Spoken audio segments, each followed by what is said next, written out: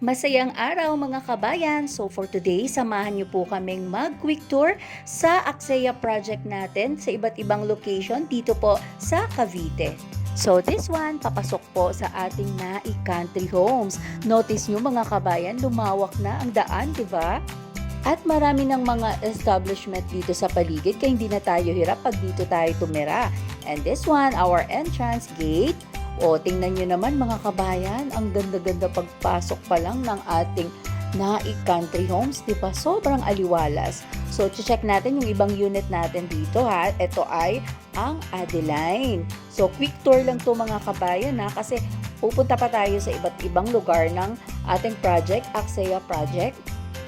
Napakaganda ng ating Adeline mga kabayan. This one, available po ang single attach and the duplex. So, ito po yung loob ng ating Adeline.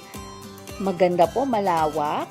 Ayan po. And this one, our available dito na unit. Jasmine single attach. We have duplex Adeline, Jasmine Townhouse inner, Jasmine Townhouse and unit, single attach na Adeline, and the Tangerine and unit.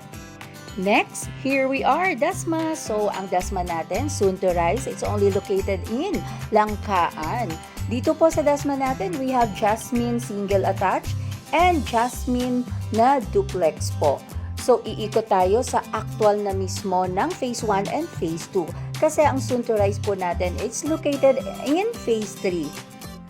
Check nyo to mga kabayan. Pwede po nating kunan ng idea kung paano nila na-renovate yung mga houses nila, kung paano po nila in-upgrade.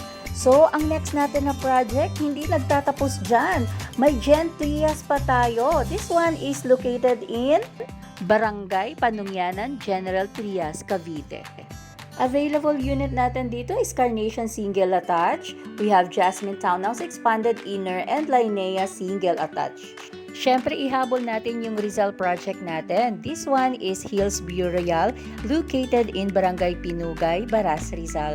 Ang mga houses natin dito, available is Jasmine Single Attach, Adeline Duplex, and Adeline Single Attach. Aksaya project is also located in Batangas and Pampanga. So, if you want to know more mga kabayan and interested about this project, do not hesitate to contact me. This is Liza ng AJL Realty.